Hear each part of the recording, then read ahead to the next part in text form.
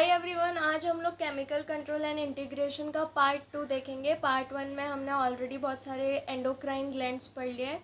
आज बाकी के ग्लैंड्स कंप्लीट करेंगे। तो सबसे पहला ग्लैंड जो हम लोग आज पढ़ने जा रहे हैं वो है एड्रीनल ग्लैंड। एड्रीनल नाम से समझ आ रहा है, रीनल में कुछ तो ऐड हो रहा है ग्लैंड। जैसे हमारा किडनी है, ये किडनी के ऊपर ये रहा हमारा एड्रीनल ग्लैंड। ठीक है, एड्रीनल ग्लैंड दो पार्ट्स में डिवाइडेड होता है, एक आउटर कॉर्टेक्स और इनर मेड्यूला। कॉर्टेक्स जो होता है वो 75% होता है और मेड्यूला 25% होता है प्रेजेंट।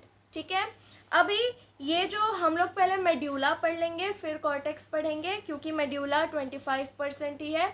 मेड्यूला का जो हार्मोन है उसको हम लोग बोलते हैं एपिनेफ्रीन और नॉन एपिनेफ्रीन। ठीक है, एपिनेफ्रीन और नॉन एपिनेफ्रीन, जिसको साथ में बोलते हैं कैटेकोल अमाइंस। ठीक है, अभी ये जो दो हार्मोन्स है एपिनेफ्रीन और नॉन एपिनेफ्रीन, ये किसके लिए रिस्पॉन्सिबल होते हैं? 3F के लिए रिस्पॉन्सिबल होते हैं। Responsible for 3F, that is fear, fright and fight. कभी भी हम कोई सिचुएशन में फंस गए हैं तो हमारे 3 एक्शंस होते हैं। फियर, या तो फाइट करो या तो फ्राइट करो, भाग जाओ। ठीक है, एस्केप करो। 3F के लिए रिस्पॉन्सिबल होते हैं हमारे मेड्यूला के हॉर्मोन्स। ठीक है, अभी अगर कभी तुम किसी सिचुएशन में ऐसे फंस गए हो जहाँ पे तुम्हारा एड्रीनल ग्लैंड काम करेगा, adrenal medulla, epinephrine nor epinephrine जिसको बोलते हैं कैटेकोलामाइंस, तो कैसी सिम्टम्स देखने को मिलेगी? पाइलो इरेक्शन, रोंगटे खड़े हो जाएगा, है ना, पाइलो इरेक्शन हो जाएगा। ब्रीदिंग रेट, तुम्हारी ब्रीदिंग, सांस हाफती है ना, ऐसे सांस बढ़ जाएगी, ब्रीदिंग रेट इंक्रीज हो जाएगी। ब्रीदिंग रेट क्यों इंक्रीज हुई? क्योंकि हार्ट रेट इंक्रीज हो गई। प्यूपिल डायलेशन, आंखें खुली रह जाएगी। ठीक है, स्वेटिंग, पसीना आएगा और अलर्टनेस, तुम चौकन्ना हो जाओगे उस सिचुएशन में। ठीक है, ये सब हमने देखा एड्रीनल मेड्यूला के हार्मोन से क्या हो रहा है। अभी हम आ जाते हैं एड्रीनल कॉर्टेक्स के ऊपर। ठीक है, एड्रीनल कॉर्टेक्स 3 लेयर में डिवाइड होता है। Adrenal cortex that is G, F and R।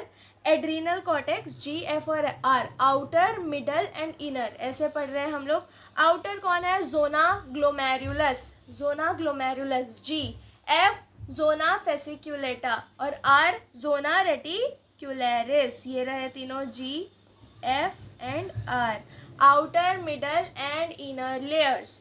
इसके हार्मोन्स कौन से हैं? कॉर्टिकॉइड्स। हम लोग देखेंगे दो टाइप के कॉर्टिकॉइड्स, एक मिनरलोकॉर्टिकॉइड्स और एक ग्लूकाकॉर्टिकॉइड्स। देख लेते हैं। सबसे पहले देखेंगे मिनरलोकॉर्टिकॉइड्स। मिनरलोकॉर्टिकॉइड्स क्या काम करता है? Regulates the balance of water and electrolyte. हमारी बॉडी में वाटर और इलेक्ट्रोलाइट के बैलेंस करने का काम करता है हमारा मिनरलोकॉर्टिकॉइड्स। इसमें सबसे इम्पॉर्टेंट मिनरलोकॉर्टिकॉइड्स कौन सा होता है? एल्डोस्टेरॉन। लिख लेते हैं हम लोग, aldosterone. Aldosterone is the main mineralocorticoids. ठीक है, एल्डोस्टेरॉन जो होता है वो मेन मिनरलोकॉर्टिकॉइड्स होता है। ये कहाँ पे एक्ट करता है? एक्ट्स ऑन रीनल टिब्यूल, हमारे रीनल टिब्यूल में एक्ट करता है और फिर स्टिम्युलेट करता है reabsorption of sodium ion and water and excretion of phosphate ion. क्या करता है ये मिनरलोकॉर्टिकॉइड? एल्डोस्टेरॉन। एल्डोस्टेरॉन जो होता है वो हमारे रीनल टिब्यूल पे एक्ट करता है और फिर सोडियम की रीअब्जॉर्प्शन में काम करता है, सोडियम आयंस की और पानी की। और किसको एक्सक्रीट करने का काम करता है? फोस्फेट आयंस को एक्सक्रीट करने का काम करता है हमारा एल्डोस्टेरॉन। Clear mineralocorticoids. ये कॉर्टिकॉइड्स हमारे कॉर्टेक्स का है। ये जो कॉर्टिकॉइड है, सबसे पहले हमने देखा मिनरलोकॉर्टिकॉइड किस लिए काम आता है। मिनरलोकॉर्टिकॉइड्स वाटर और इलेक्ट्रोलाइट बैलेंस करने के लिए बॉडी में। मेन मिनरलोकॉर्टिकॉइड्स कौन सा था हमारा? एल्डोस्टेरॉन। एल्डोस्टेरॉन किसके लिए काम आता है? हमारी बॉडी में सोडियम आयंस और वाटर के रीअब्जॉर्प्शन में और किसके एक्सक्रीशन में? फोस्फेट आयंस के एक्सक्रीशन में। दूसरा देखेंगे हम लोग ग्लूकोकॉर्टिकॉइड्स, ठीक है, ग्लूकोकॉर्टिकॉइड्स। ग्लूकोकॉर्टिकॉइड्स क्या करता है? ग्लूकोनियोजेनेसिस, ग्लूकोज की ब्रेकडाउन करना, लाइपोलाइसिस, लिपिड्स की ब्रेकडाउन, एंड प्रोटियोलाइसिस, प्रोटीन की ब्रेकडाउन का काम करता है हमारा ग्लूकोकॉर्टिकॉइड्स। क्लियर? ग्लूकोकॉर्टिकॉइड्स क्या काम करता है? अभी देख लेते हैं कौन है मेन ग्लूकोकॉर्टिकॉइड्स। कॉर्टिसोल। कॉर्टिसोल जो है हमारा वो मेन ग्लूकोकॉर्टिकॉइड होता है। क्यों? कॉर्टिसोल क्या करता है?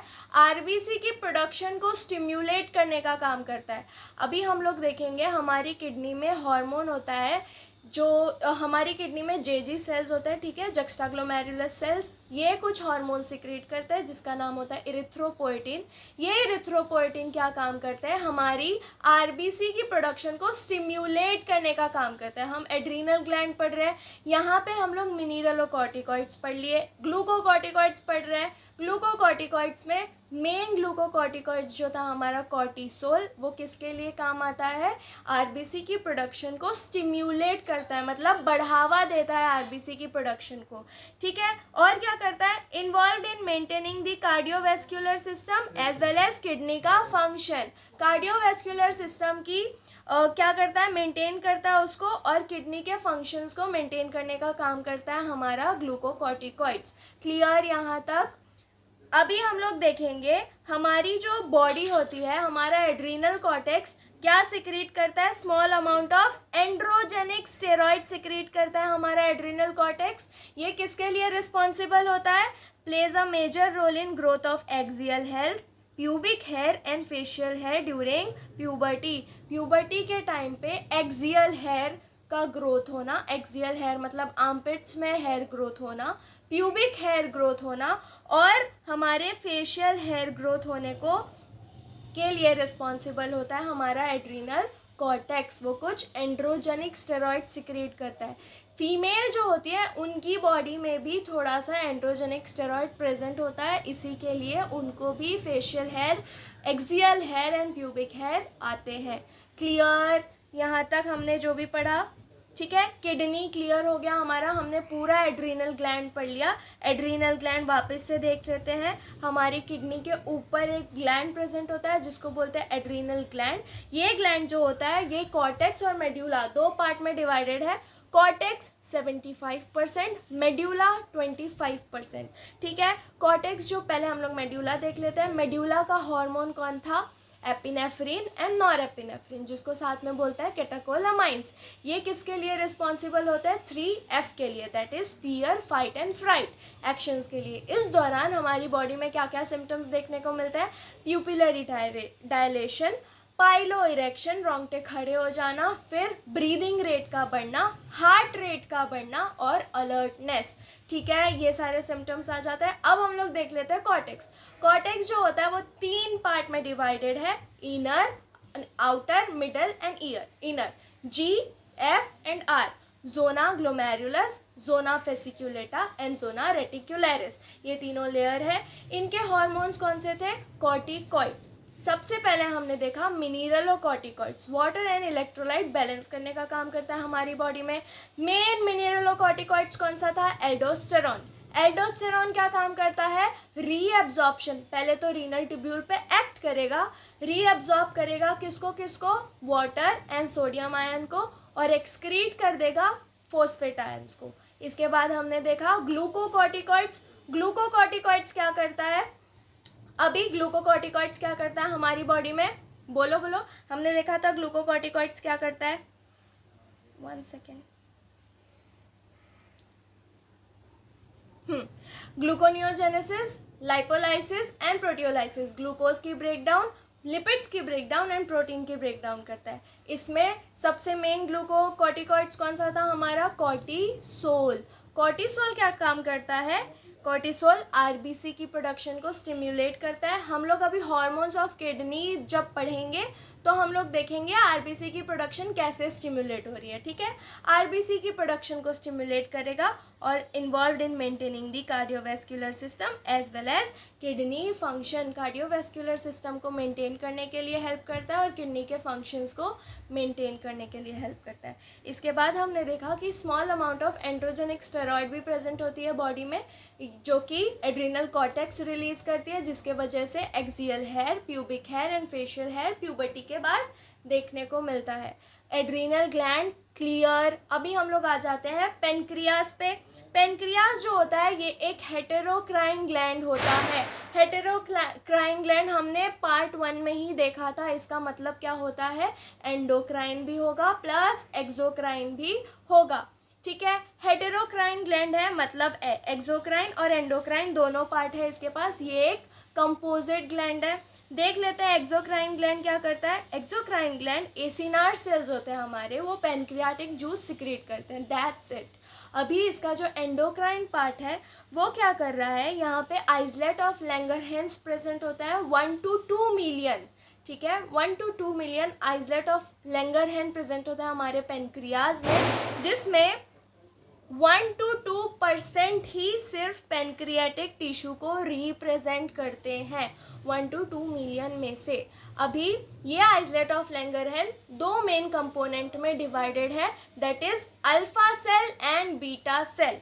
अल्फा सेल जो होता है वो ग्लूकागॉन सिक्रीट करता है, बीटा सेल जो होता है वो इंसुलिन सिक्रीट करता है। क्लियर, यहाँ तक समझ में आया। आइसलेट ऑफ लैंगरहैंस दो main component, glucagon and insulin. Glucagon alpha cell, insulin beta cell, ठीक है। अभी देख लेते हैं हम लोग ग्लूकागॉन और इंसुलिन का क्या काम है। ग्लूकागॉन और इंसुलिन दोनों ही एक पेप्टाइड हार्मोन है, ठीक है। ग्लूकागॉन जो होता है ये forms glucose in blood. Blood में ग्लूकोज बनाने का काम करता है ग्लूकागॉन, ठीक है। इतना समझ में आया। ब्लड में क्या करेगा, ग्लूकोज बनाने का काम करेगा कौन, ग्लूकागन।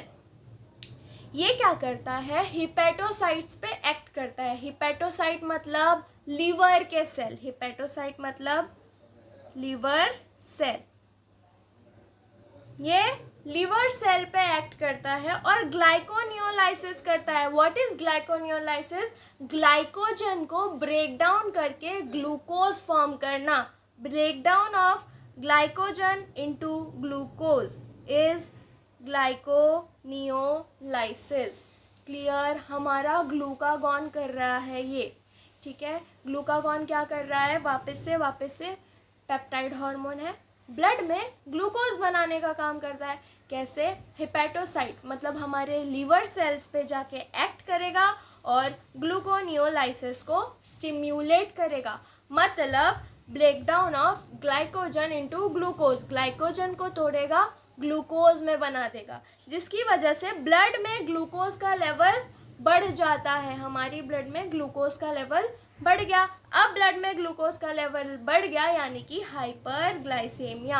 हाइपर मतलब ज़्यादा, ग्लाइसेमिया मतलब ग्लूको। हमारे ब्लड में ज़्यादा ग्लूकोज हो गया, ठीक है, जिससे एक डिजीज़ हो जाती है डायबिटीज़ मेलाइटस, ठीक है। डायबिटीज़ मेलाइटस क्यों हुई, हाइपरग्लाइसेमिया की वजह से हो गई। इसके बाद हम लोग देखेंगे इंसुलिन। इंसुलिन भी एक पेप्टाइड हार्मोन है, बता चुकी हूँ। ये क्या करता है, रेगुलेशन ऑफ ग्लूकोज होम्योस्टेसिस। हमारी ब्लड में ग्लूकोज को बैलेंस करने का काम करता है इंसुलिन, ठीक है। अभी क्या करेगा, ये हिपैटोसाइट और एडिपोसाइट पे एक्ट करेगा। हिपैटोसाइट मतलब लीवर के सेल, लीवर सेल, और एडिपोसाइट मतलब एडिपोज टिश्यू के सेल, ठीक है। एडिपोसाइट मतलब एडिपोज टिश्यू के सेल। अभी लीवर सेल पे एक्ट किया और एडिपोसाइट पे एक्ट किया, मतलब अभी इसमें क्या हो गया, जब इसने लीवर के सेल पे एक्ट किया और एडिपोज टिश्यू के सेल पे एक्ट किया तो हमारा इंक्रीज हो जाएगा, मतलब एनहांसमेंट हो जाएगा सेल्यूलर ग्लूकोज अपटेक में और यूटिलाइजेशन में, जिसकी वजह से ग्लूकोज जो हो जाएगा वो ट्रांसपोर्ट हो जाएगा लीवर सेल्स और एडिपोज टिश्यू में ब्लड से, ठीक है। अभी ब्लड में क्या हो गया था, ग्लूकोज का लेवल बढ़ गया था, है ना, ऐसे समझो। ग्लूकागॉन आया, ग्लूकागॉन ने एक्ट किया लिवर सेल पे, यहाँ पे क्या हो गया, ग्लूकोज लेवल बढ़ गई हमारी ब्लड में ग्लूकोज लेवल बढ़ गई, हाइपरग्लाइसेमिया हो गया, डायबिटीज़ मेलाइटस हो गया। इसके बाद इंसुलिन आया, इंसुलिन भी एक पेप्टाइड हार्मोन है, ये क्या करता है, homeostasis of blood glucose level, blood में ग्लूकोज लेवल को मेंटेन करने का काम करता है। ये किस पे एक्ट करेगा, एडिपोसाइट्स और किस पे एक्ट करेगा, हिपेटोसाइट्स। हिपेटोसाइट्स मतलब लीवर सेल्स और एडिपोसाइट्स मतलब एडिपोज टिश्यू के सेल्स, ये यहाँ पे एक्ट करेगा। इसमें क्या हो रहा है, ब्लड से ग्लूकोज चला जाएगा हमारे लीवर सेल्स में और एडिपोज टिश्यू के सेल्स में। इसमें ब्लड से ग्लूकोज चला जाएगा लीवर सेल्स में और एडिपोज टिश्यूज के सेल्स में, ठीक है, किस वजह से, एनहांस, ठीक है। इसमें क्या हो जाएगा, ग्लूकोज का सेल्यूलर एनहांसमेंट हो जाएगा और अपटेक हो जाएगा, यूटिलाइजेशन हो जाएगा, ठीक है, जिसकी वजह से ब्लड में ग्लूकोज का लेवल अब कम हो गया। क्यों, क्योंकि चला गया ना हिपेटोसाइट और एडिपोसाइट के पास, तो ब्लड में क्या हो जाएगा, ग्लूकोज का लेवल कैसा हो जाएगा, कम हो जाएगा, ठीक है, ब्लड में ग्लूकोज का लेवल अब कम हो गया, जिसकी वजह से हाइपोग्लाइसेमिया हो गया, हाइपो मतलब कम, ठीक है, ग्लूकोज, ग्लाइसेमिया हो गया, हाइपोग्लाइसेमिया हो गया। अब ये जो डायबिटीज़ के पेशेंट होते हैं उनको इंसुलिन की थेरेपी दी जाती है। डायबिटीज़ मतलब ब्लड में ग्लूकोज का लेवल बढ़ गया है, तो अभी अभी हमने पढ़ा है कि ब्लड में ग्लूकोज का लेवल कैसे कम होता है, बाय इंसुलिन। तो जो डायबिटीज़ पेशेंट होते हैं उनकी जो पेनक्रियाज होती है कहीं ना कहीं इंसुलिन नहीं प्रोड्यूस कर पाती है, जिसके वजह से उन लोगों को एक्सटर्नली इंसुलिन दिया जाता है, ठीक है। तो डायबिटीज़ के पेशेंट को इंसुलिन थेरेपी से ट्रीट किया जाता है। क्लियर, अब तक हमने एड्रीनल ग्लैंड और पेनक्रियाज दोनों पढ़ लिया है। वापस से बताऊं, एड्रीनल ग्लैंड कौन से हार्मोन सिक्रेट कर रहा होता है, cortisols, epinephrine, norepinephrine, norepinephrine, epinephrine catecholamines fear, fight and fright के लिए रिस्पॉन्सिबल है। हमारा कॉर्टिसोल, मिनरलो और ग्लूको, ये लोग क्या करते हैं, वाटर की रीअब्जॉर्प्शन, सोडियम आयंस की रीअब्जॉर्प्शन और फोस्फेट आयंस को एक्सक्रीट करने का काम करता है। वाटर एंड इलेक्ट्रोलाइट बैलेंस करने का काम करता है। कॉर्टिसोल क्या करता है, आरबीसीज प्रोडक्शन को स्टिमुलेट करता है, हार्ट और किडनी के फंक्शंस को मेंटेन करने का काम करता है। क्लियर। पेनक्रियाज, हमारा जो पेनक्रियाज है एक हेटेरोक्राइन ग्लैंड है, मतलब एक्सोक्राइन और एंडोक्राइन दोनों। एक्सोक्राइन पार्ट में एसिनार सेल्स आ जाते हैं जो कि सिर्फ पेनक्रियाटिक जूस सिक्रेट करने का काम करते हैं। एंडोक्राइन में आ गया हमारा आइसलेट ऑफ लैंगरहैंस। ये आइसलेट ऑफ लैंगरहैंस दो मेन कंपोनेंट में डिवाइडेड है, मतलब अल्फा सेल्स, बीटा सेल्स। जो अल्फा सेल्स है glucagon, beta cells insulin. Glucagon peptide hormone है, हाइपरग्लाइसेमिया करता है, ब्लड में ग्लूकोज लेवल को बढ़ाने का काम करता है। इंसुलिन पेप्टाइड हार्मोन है, हाइपोग्लाइसेमिया करता है, ब्लड में ग्लूकोज लेवल कम करने का काम करता है। क्लियर। अब देख लेते हैं हम लोग टेस्टीज, ठीक है। टेस्टीज ये मेल का प्राइमरी सेक्स ऑर्गन होता है, ठीक है, टेस्टीज, ठीक है। अभी ये एक एंडोक्राइन ग्लैंड है और प्राइमरी सेक्स ऑर्गन है, मतलब ये डुअल फंक्शन करता है। पहली चीज endocrine gland and primary sex organ dual function करता है। लोकेशन कहाँ होती है, स्क्रोटल सैक में प्रेजेंट होता है, हमारे एब्डोमेन के बाहर। स्क्रोटल सैक, जो हमारा टेस्टिस होता है ना, वो स्क्रोटम में प्रेजेंट होता है। Scrotum is a pouch like structure, ठीक है, एक पाउच लाइक स्ट्रक्चर में प्रेजेंट होता है।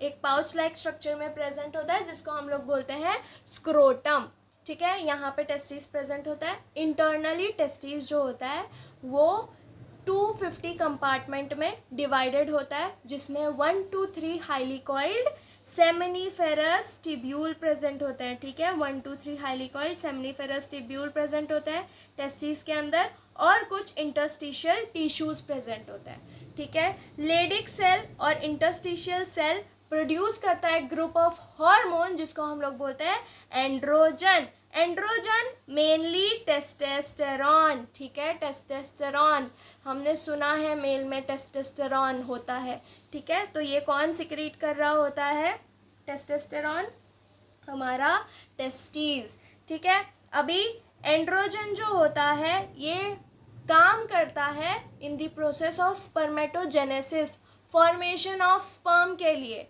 काम करता है हमारा एंड्रोजन, ठीक है। अभी जो टेस्टोस्टेरॉन है, जो एंड्रोजन है, ये क्या करता है, डेवलपमेंट करता है और मैच्योरेशन करता है of functional male accessory sex organ, जो मेल के एक्सेसरी ग्लैंड्स हैं और एक्सेसरी डक्ट्स हैं, उनकी मैच्योरेशन और डेवलपमेंट का काम करता है कौन, एंड्रोजन। जैसे कि epididymis, vas deferens, seminal vesicle, prostate gland, urethra etcetera, इनकी मैच्योरेशन और डेवलपमेंट का काम कौन करता है, एंड्रोजन। क्लियर। एंड्रोजन जो होता है ये सेकेंडरी सेक्सुअल कैरेक्टर्स की ग्रोथ के लिए रिस्पॉन्सिबल होता है after puberty. Sexual character, secondary sexual character कौन से होते हैं, लो पिच ऑफ वॉइस,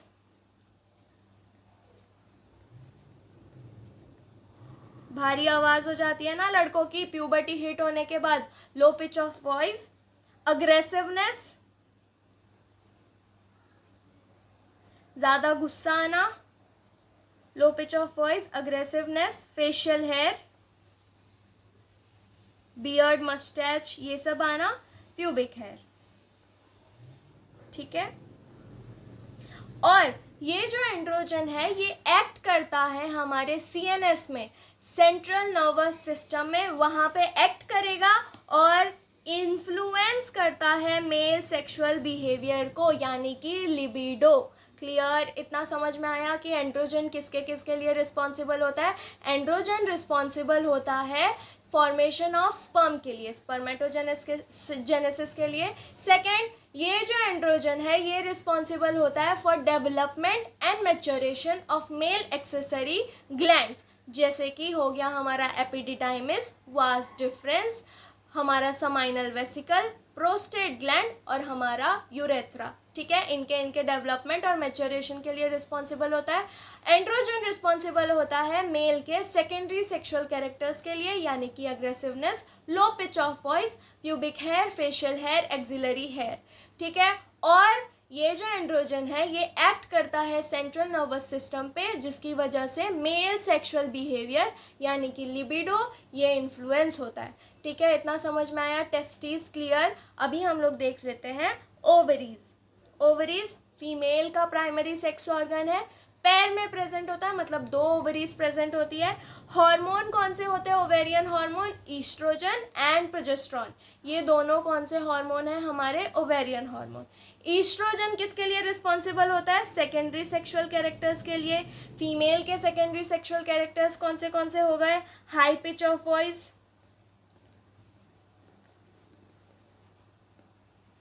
पतली आवाज हो जाती है ना प्यूबर्टी के बाद, हाई पिच ऑफ वॉइस, फिर प्यूबिक हेयर, फिर मेंस्ट्रुअल साइकिल। इतना समझ में आया। और हमारा जो ओवरी है ये कंपोज्ड होता है ओवेरियन फॉलिकल और स्ट्रोमल टिश्यूज से। अभी जो हमारा ओवेरियन फॉलिकल है, ओव्यूलेशन के बाद, आफ्टर ओव्यूलेशन जो रप्चर, जो टूटा हुआ ओवेरियन फॉलिकल होता है, ये कन्वर्ट हो जाता है किसमें, ग्राफियन फॉलिकल में, ठीक है। कन्वर्ट हो जाता है किसमें, सॉरी, कॉर्पस ल्यूटियम में। किसमें कन्वर्ट हो गया, कॉर्पस ल्यूटियम में। ये कॉर्पस ल्यूटियम सिक्रीट करता है सेकेंड हार्मोन, जिसको हम लोग बोलते हैं प्रोजेस्टेरॉन। प्रोजेस्टेरॉन जो होता है ये सपोर्ट करता है प्रेगनेंसी को। प्रेगनेंसी के टाइम पे प्रोजेस्टेरॉन जो हार्मोन है ये सपोर्ट करता है और मेमोरी ग्लैंड के डेवलपमेंट में एक्ट करता है, मतलब ब्रेस्ट फॉर्मेशन, ब्रेस्ट में जो हमारा मिल्क स्टोर करते हैं एल्वियोलाई में, उसके लिए रिस्पॉन्सिबल होता है हमारा प्रोजेस्टेरॉन। और सिक्रीशन ऑफ मिल्क के लिए रिस्पॉन्सिबल होता है हमारा प्रोजेस्टेरॉन। समझ में आया। ईस्ट्रोजन फीमेल की सेकेंडरी सेक्सुअल कैरेक्टर्स को इंक्रीज करने के लिए, प्रोजेस्टेरॉन प्रेगनेंसी सपोर्ट करता है, मिल्क जहाँ पे स्टोर करते हैं वो पार्ट को डेवलप करने के लिए रिस्पॉन्सिबल होता है मेमोरी ग्लैंड का, और लैक्टेशन के लिए, मिल्क इजेक्शन के लिए। Oestrogen high pitch of voice, menstrual cycle, pubic hair and memory gland formation के लिए रिस्पॉन्सिबल होता है। क्लियर। अब हम लोग देख लेते हैं hormones of heart, kidney and gastrointestinal tract. ये सारे जगह के हॉर्मोन्स पढ़ लेते हैं। हमारे हार्ट में एक पेप्टाइड हार्मोन होता है ANF। इसको पहले एक एग्जाम्पल से सीखते हैं, ठीक है। एक इंसान है, ओल्ड एज का है या यंग, ठीक है। एक इंसान है जिसकी BP बढ़ी हुई है, ब्लड प्रेशर इंक्रीज्ड है। अभी क्या होगा, हमारा हार्ट जो है ये एक हार्मोन सिक्रेट करेगा, दैट इज ANF सिक्रेट किया हार्ट ने, तो क्या करेगा ये ANF जो है ये जाके हमारे ब्लड वेसल को वाइडन कर देगा, डायलेट कर देगा, ब्रॉड कर देगा, जिसकी वजह से उस इंसान की ब्लड प्रेशर डिक्रीज होगी, BP कम होगी, लेवल में आएगी, ठीक है। ये जो ANF है ये रिस्पॉन्सिबल होता है फॉर डिक्रीज इन BP। ये एक इंसान है जिसकी BP बढ़ी हुई है, हमारा हार्ट ANF सिक्रीट करेगा, ANF ब्लड वेसल पे एक्ट करेगा, ब्लड वेसल को डायलेट करेगा, मतलब वाइडनिंग करेगा ब्लड वेसल की, जिसकी वजह से क्या हो जाएगा, BP डिक्रीज हो जाएगा। क्लियर, इतना समझ में आया। अभी देख लेते हैं hormone of kidney. Adrenal gland में जो हम लोग पढ़ रहे थे RBCs की फॉर्मेशन, प्रोडक्शन, स्टिम्युलेशन होगी। यहाँ पे हमारा जो किडनी है, यहाँ पे जक्स्टा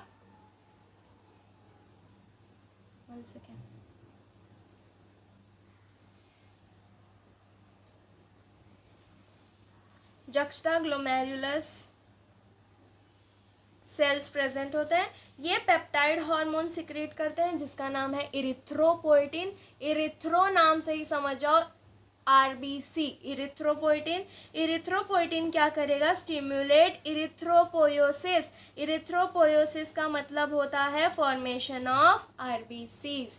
समझ में आया। किडनी का हार्मोन कौन सा है, इरिथ्रोपोइटिन। हार्ट का ANF। अभी हम लोग आ जाते हैं हमारा hormone of gastrointestinal tract, GI tract के हार्मोन पे आ जाते हैं। 4 पेप्टाइड हार्मोन सिक्रीट करता है ये, कौन से, gastrin, secretin, CCK and GIP। देख लेते हैं हम लोग ये क्या काम करता है। जो हमारा गैस्ट्रिन है, ठीक है, जो गैस्ट्रिन है ये एक्ट करता है गैस्ट्रिक ग्लैंड पे। कहाँ पे एक्ट करेगा, गैस्ट्रिक ग्लैंड पे एक्ट करेगा। स्टिम्युलेट करता है secretion of HCl, hydrochloric acid and pepsinogen. Gastrin क्या करेगा, हमारे गैस्ट्रिक ग्लैंड पे एक्ट करेगा और स्टिम्युलेट करेगा secretion of hydrochloric acid and pepsinogen, ठीक है। इसके बाद हम लोग आ जाते हैं सिक्रीटिन पे, नाम से ही समझ जाओ, ये हमारे एक्सोक्राइन वाले part, exocrine, acinar cells, pancreatic juice, हमारे एक्सोक्राइन पार्ट पे एक्ट करेगा और स्टिम्युलेट करता है secretion of water and bicarbonate ions. क्या करेगा, हमारे एक्सोक्राइन पार्ट ऑफ पेनक्रियाज में एक्ट करता है और सिक्रीट करता है, स्टिम्युलेट करता है, मतलब बढ़ावा देता है सिक्रीशन ऑफ वाटर और बाइकार्बोनेट आयंस को। CCK क्या करता है, CCK एक्ट करता है पेनक्रियाज पे और गॉल ब्लैडर पे, ठीक है। CCK किस पे एक्ट कर रहा है, हमारे पेनक्रियाज पे और गॉल ब्लैडर पे। गॉल ब्लैडर क्या सिक्रीट करती है, बाइल जूस, और पेनक्रियाज पेनक्रियाटिक एंजाइम। तो क्या हो रहा है यहाँ पे, acts on both pancreas and gall bladder, stimulate secretion of pancreatic enzyme and bile juice respectively. क्या करेगा, एक्ट करता है हमारे पेनक्रियाज और हमारे गॉल ब्लैडर, दोनों जगह पे पेनक्रियाज स्टिम्युलेट करेगी सिक्रीशन ऑफ पेनक्रियाटिक जूस और वो bile juice, pancreatic enzyme and gall bladder bile juice. समझ में आया। Next is GIP। ये क्या करता है, गैस्ट्रिक सिक्रीशन और मोटेलिटी को इनहिबिट करने का काम करता है। नाम में ही इनहिबिटरी पेप्टाइड आ गया, मतलब ये क्या करने का काम करेगा, इनहिबिट करने का काम करेगा, रोकने का काम करेगा। इतना समझ में आया तुम लोगों को। मैंने सारे ग्लैंड्स, जो सारे एंडोक्राइन ग्लैंड्स के हार्मोन्स थे, हमने सब पार्ट 1 और पार्ट 2 में देख लिया। अभी हम लोग हार्मोन एक्शन का मैकेनिज्म देखेंगे। 10-15 मिनट्स की वीडियो होगी, वो हम लोग कंप्लीट कर लेंगे। हमारा chemical control and integration chapter clear हो गया है, ठीक है। अभी तुम लोगों को एक बार फटाफट हम लोग देख लेते हैं हमने पूरे चैप्टर में क्या पढ़ा शुरुआत से।